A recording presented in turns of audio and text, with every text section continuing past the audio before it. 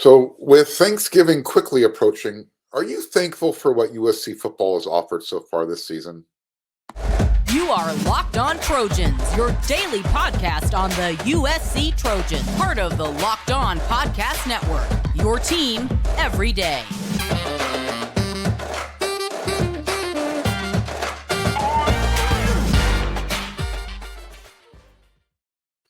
Fight on, everyone. I'm your host, Mark Hulkin, and thank you for making Locked On USC your first listen every single day, whether you're watching on YouTube or wherever you like to download your podcast. As a reminder, we are free. And if you are watching on YouTube and you haven't done it already, hit that red subscribe button. And if you already have, thank you so much. It means a lot. And you can always follow me on my Twitter at Mark Culkin, MarkKulkin.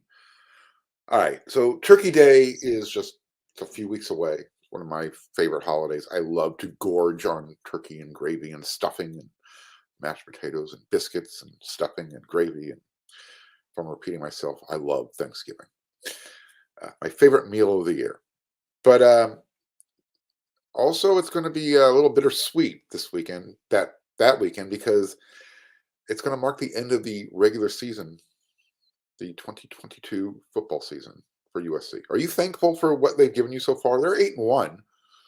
They only have three games remaining before the conference championship game, assuming they make that. So let's take a moment to kind of reflect and appreciate where they're at so far. I know he is already looking ahead to the rivalry weeks, UCLA and then Notre Dame, but you've got Colorado first. And then, as I mentioned, USC has rivalry weeks to end the year. It makes things tough, but that's why you come and play football at USC. Anyone, anytime, anywhere, right? It's always been the motto. So let's where the team's at, because life is going to get more difficult for the program after this weekend when they take on Colorado. And I think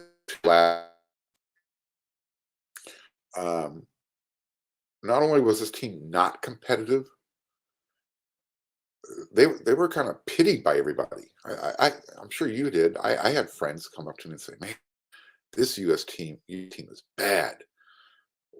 When is USC football going to be USC football again?"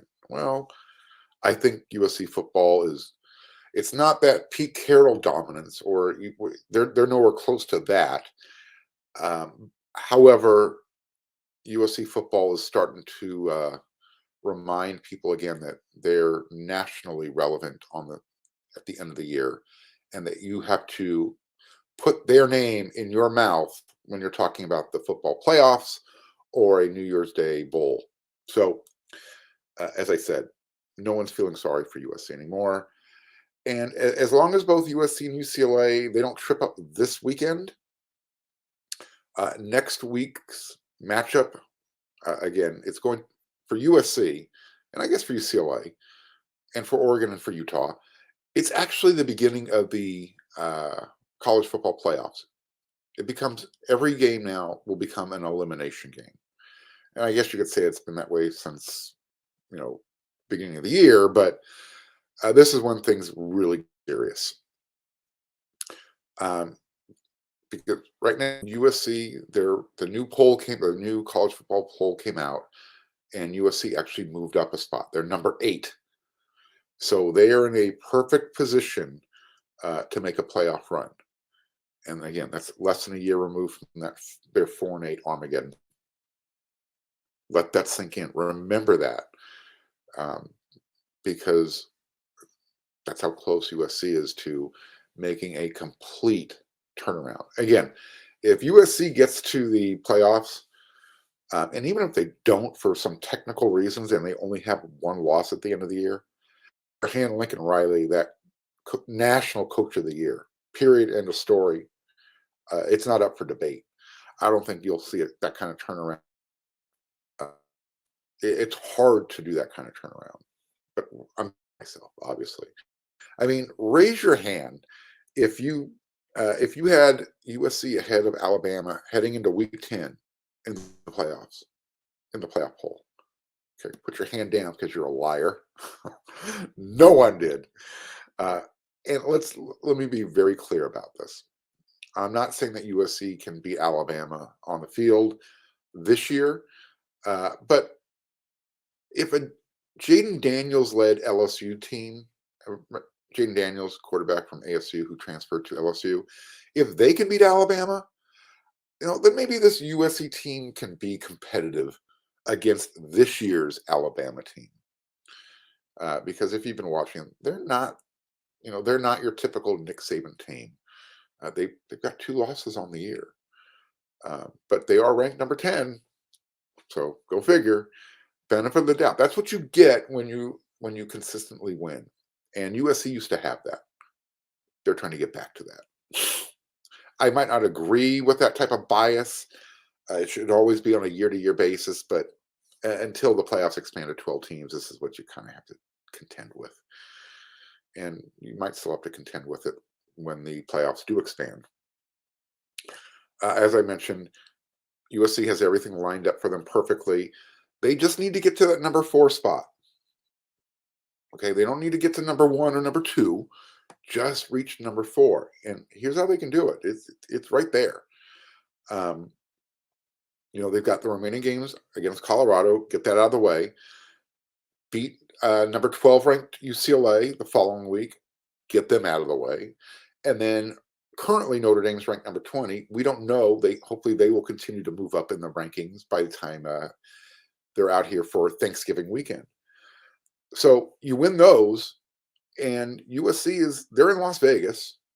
They're playing in the Pac-12 Conference Championship game, and they're possibly playing either against who is currently ranked number 6, Oregon, or maybe they get a rematch with Utah.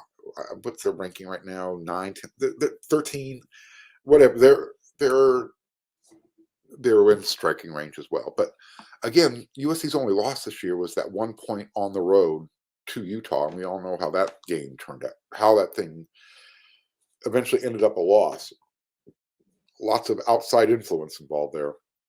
So, ahead of USC, you've got Oregon. You beat them in the conference championship game.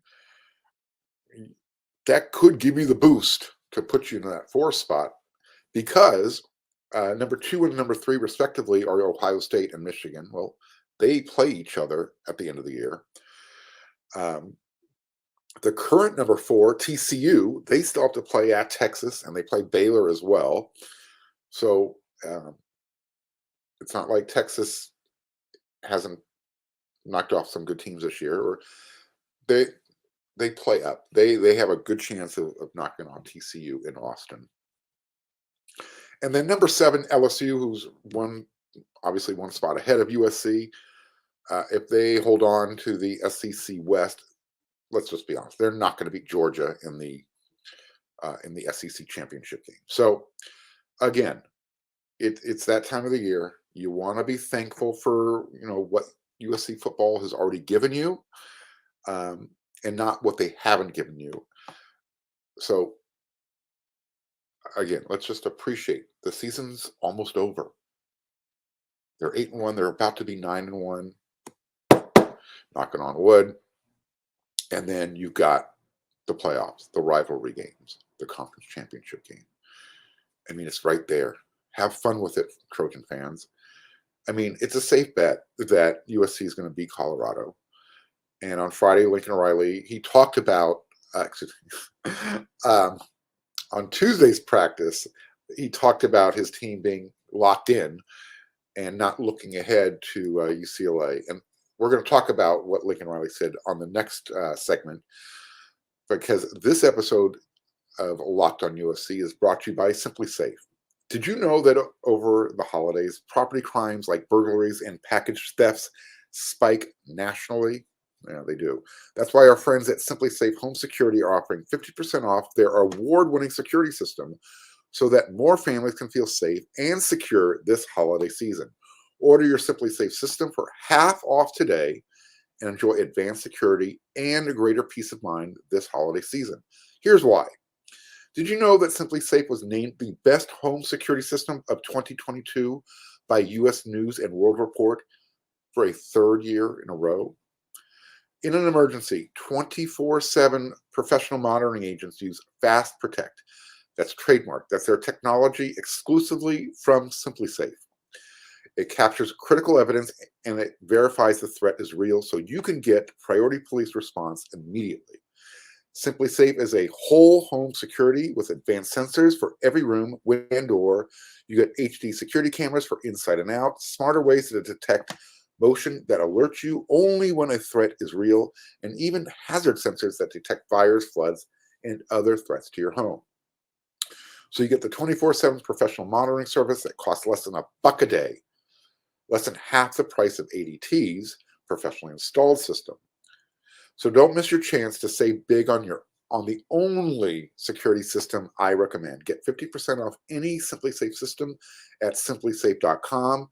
This is their biggest discount of the year, so don't wait. That's SimpliSafe. Locked on college. That's simplisafe.com/locked on college. There's no safe like SimpliSafe. Man. All right.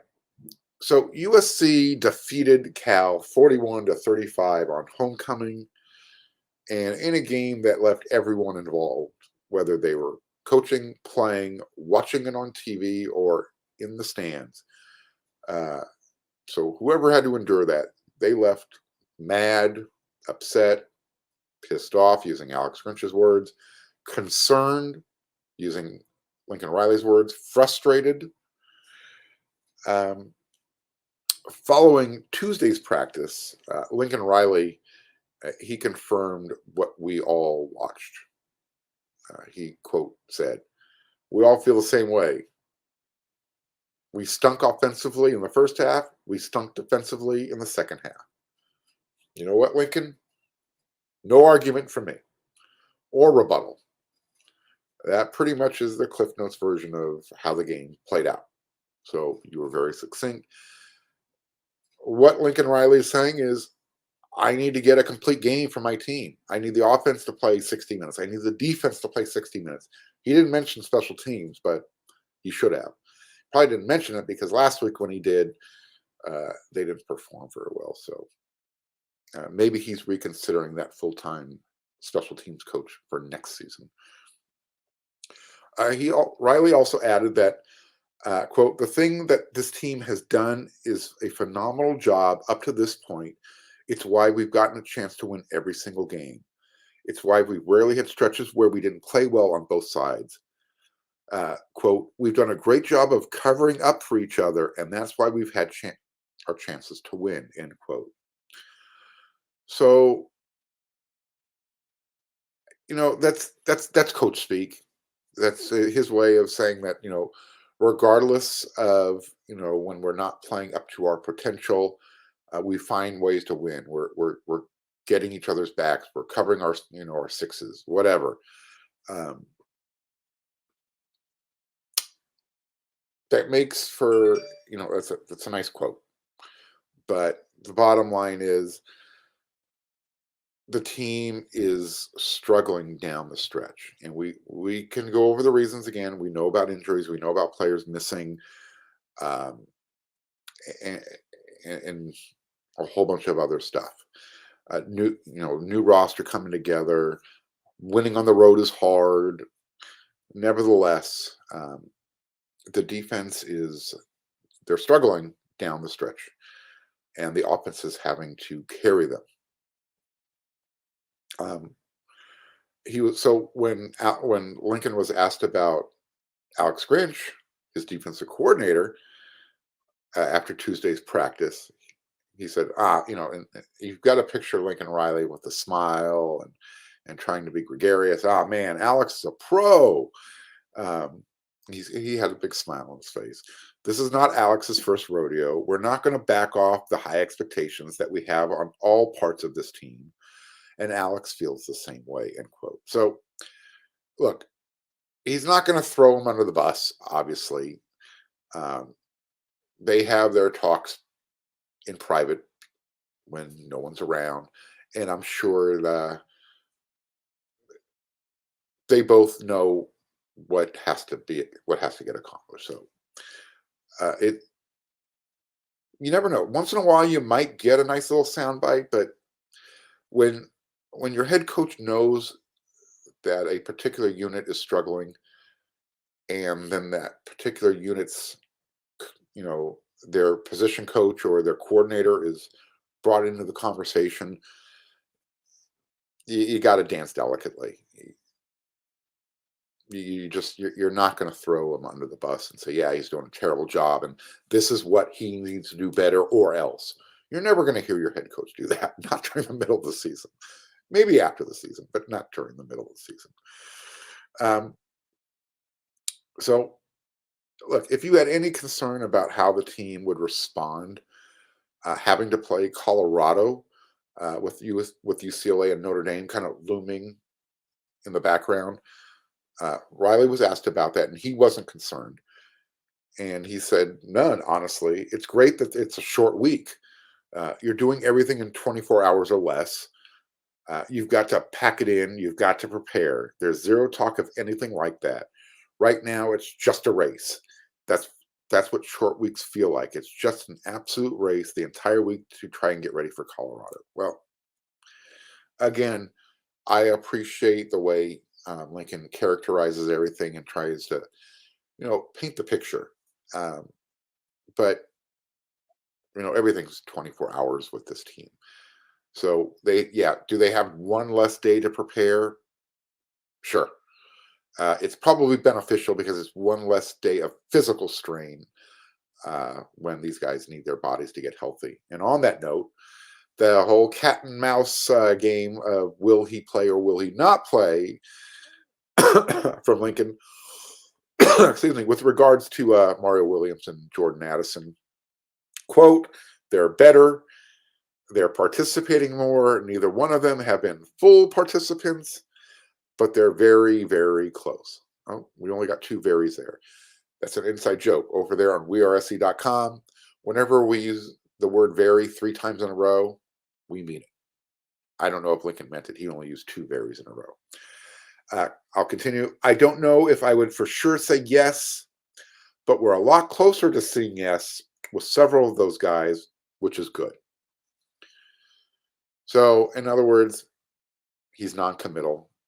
He's not going to let anybody know whether or not the guys who have been out are going to be available to play against Colorado, because heaven forbid Colorado know that Jordan Addison and Mario Williams or Eric Gentry or Raylan Goforth are going to be available, because all of a sudden Colorado is going to feel that much better that they're not playing, or if they are playing, they know they're up against it one way or another. So, Caleb Williams, after practice Tuesday, he said that he respects the Buffaloes too much to take them lightly, despite their record and their their poor numbers as far as where they rank offensively and defensively. He said, quote, they haven't quit, and I respect that. I love that Caleb Williams has enough respect for the other team to say, hey, we're not going to go take this team lightly, even though we know we should beat them handedly. So if that's the case, what I would say to Caleb is, hey, show Colorado so much respect this week that you drop 60 plus points on them offensively.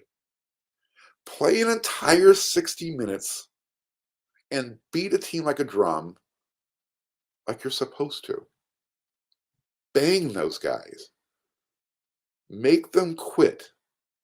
Make them feel like USC felt last year. That's how you show Colorado respect, by not taking them lightly. You build off of it. Each win, you should be building off a win. It's like Built Bar. Can we pause this podcast for a second? Okay, we're paused. Great, because you got to try this. I'm talking about Built Bar's new reimagined flavors. You've got cookie dough topper, coconut brownie bar, coconut brownie topper, white chocolate peppermint granola. It's built take on the granola bar, so it's more filling and it's insanely tasty. And candy cane brownie puff. Built puffs are like biting into the universe's most delicate cloud. So, first off, for anyone who hasn't tried Built Bars before, they're literally the best tasting protein bars ever built. They're revolutionizing nutrition as we know it with 100% real chocolate, 17 grams of protein, and shockingly low sugar and calories, only 130, by the way. So just sink your teeth into that first bite and it'll change your life forever. I'm not kidding. There will be a time before you try these new Built flavors. Built, you got to try this. Get 15% off your order right now by using the code LOCKEDON15 at built.com. All right. So before we get out of here on this episode of Locked on USC, coming at you 5 times a week, this is the Hump Day episode, Wednesday. Well, I noticed a little brouhaha on Twitter. Again, you can follow me at Mark Culkin, MarkKulkin. When a couple of my peers, they were tweeting back and forth with a few of their followers. And so I decided to throw my 2 cents into the arena. So Lincoln Riley is circling the wagons, and he's making sure that only he and his pre-selected team captains speak with the media. Look, I'm actually fine with that, although I think the assistant coaches should be available either during the week or after the game. You got to pick one or the other. They should be. It shouldn't just be Lincoln Riley and Alex Grinch available to the media as far as the coaches are concerned. I'm just not a fan of that. I understand it.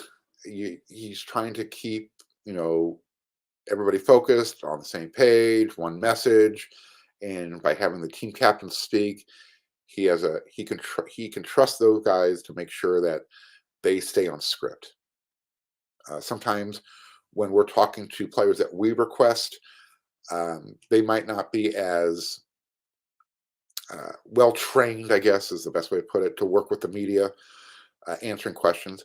And look, at least for me, I'm not out there for a gotcha moment. My type of interview, when I'm interviewing, if I have a question, it's basically coming from an observational standpoint. I'm looking for something more behind behind this, the curtain. I don't care about what does it take to tackle someone better.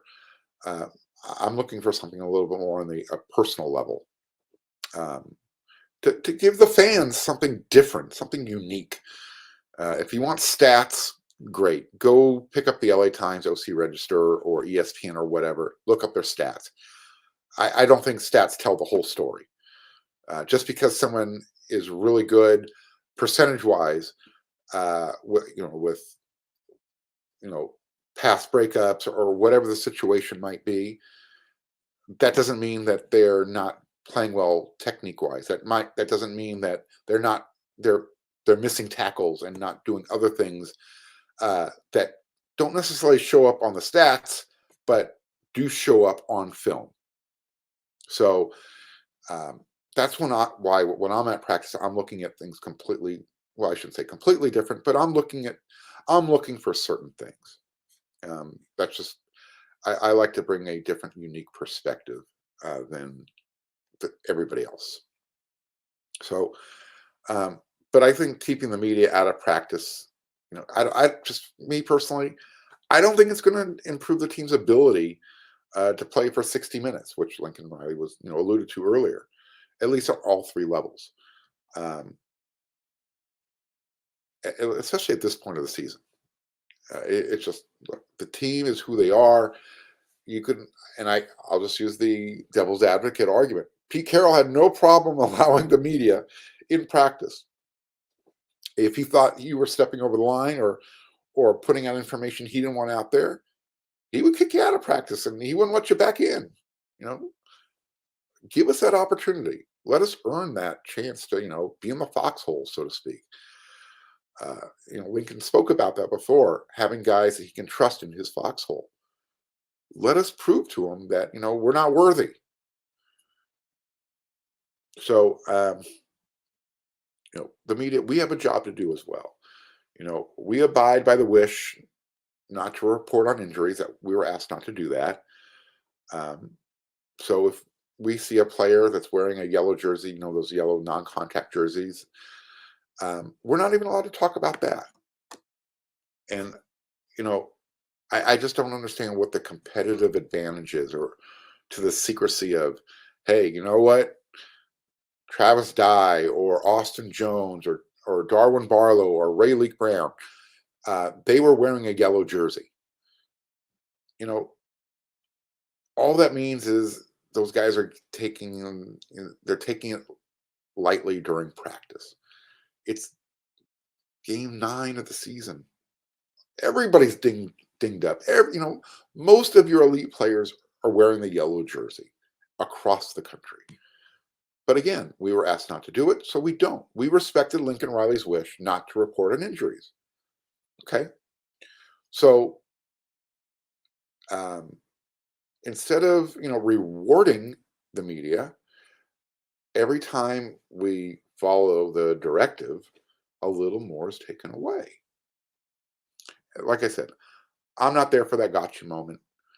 I'm there just to get the best information and the best observations to report back to you guys, the fans, because I think you appreciate what I bring to the table.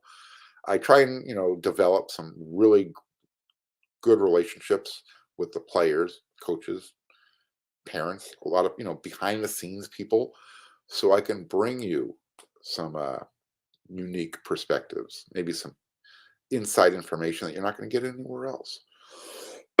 Excuse me. But at the same time, I'm not going to step over that line. I'm always asking, especially the sports information director, Katie, hey, are we allowed to do this? Can I do this? And that's the thing. If you're not sure, ask. And pretty much if you have to ask, you probably shouldn't do it. But that's, that's where we're at in today's media world covering USC football. Look, I get it. The fans are, as long as USC's winning, Lincoln Riley can do no wrong. Well, I disagree. I think the program is bigger than the coach. Always will be. Because the program's going to be here long after Lincoln Riley's gone. And USC will still be the USC Trojans. I'm not knocking Lincoln. I support him 100%. But I think this is the best way to kind of get the media's point of view out there, at least from my perspective. And the bottom line is this. We're going to end the show with a little sarcasm. High-profile athletes deserve high-profile coverage. So help me, Paul D. How's that? Again, I hope everyone's thankful